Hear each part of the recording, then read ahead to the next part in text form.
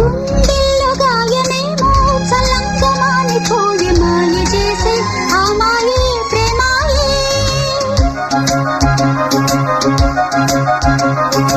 ఎంత గాయమైన గానీ నానేనికేమి కాదు పువ్వు సోకి నీ సోకు కందేనే.